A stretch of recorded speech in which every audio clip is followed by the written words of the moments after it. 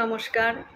ঠাকুরমা স্বামীজি ও গুরুদেবের শ্রীচরণে প্রণাম জানিয়ে আজ ঠাকুর ও মাকে নিয়ে ছোট করে একটি কাহিনী শোনাচ্ছি। সদা রঙ্গময় শ্রী রামকৃষ্ণ শ্রীমাকে কীভাবে উচ্চতত্ত্ব শিক্ষা দিতেন তাহার একখানি ছবি ঠাকুরের ভ্রাতুষ্পুত্রী লক্ষ্মী দিদি একদা জৈনিক সাধুর কাছে এইভাবে বলেছিলেন। ঠাকুর সদা সর্বদা মাকে সংসারের অনিত্যতা দুঃখ কষ্টের কথা বলে বুঝাতেন। বৈরাগ্য ও ভগবৎ ভক্তি সার বলতেন, শিয়াল কুকুরের মতো কতগুলো কাচ্চা বাচ্চা বিয়ে কী বা হবে। মার অনেক ছেলে মেয়ে হয়েছিল, কয়েকটি মারাও গেছিল। মা তার সেই ছোট ভাই বোনেদের কোলে কাঁখে করেছেন। তাদের মৃত্যুতে তার মা বাপের শোক কষ্টও দেখেছেন, নিজেও শোকতাপ করেছেন। এই সকল উল্লেখ করে ঠাকুর বলতেন, তোমার অনেক ঘাটাঘাটি হয়েছে, দেখেছ তো কত দুঃখ কষ্ট, অত হাঙ্গামার দরকারটা কি? ওসব না হলে আছো ঠাকুরনটি, থাকবেও ঠাকুরনটি। কামার পুকুরের সংসারের যাবতীয় কাজ মা নিজে হাতে করতেন।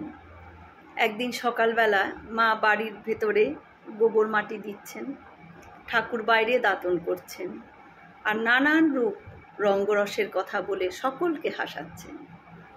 মা ঠাকুরনকে লক্ষ্য করে তিনি বললেন, ছেলের অন্নপ্রাশনে যে কোমরে গোট পরে নাচবে গাইবে, সেই ছেলে মরে গেলে তখন তার জন্য আছড়ে কাঁদতে হবে। লজ্জাশীলা মা নীরবে সব শুনছিলেন, কিন্তু ঠাকুর বারংবার ছেলের মৃত্যুর কথা বলাতেই তিনি তখন বাধ্য হয়েই বললেন, সবগুলোই কি আর মরে যাবে? মার কথা বের হতে না হতেই ঠাকুর চেঁচিয়ে বলে উঠলেন, ওরে, জাত সাপের না যে পা পড়েছে। আমি ভাবি খুব সাদাসিধে ভালো মানুষ, কিন্তু দেখি এর পেটের ভেতর সব আছে। এই বলাতে মা এক ছুটে পালিয়ে গেলেন। আসলে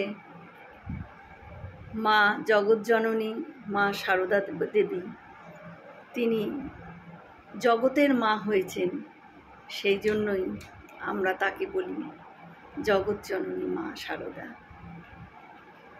নমস্কার। হয়তো অনেক ভুল ত্রুটি করে ফেললাম, ক্ষমা করে দেবেন। সকলে সুস্থ থাকবেন, ভালো থাকবেন।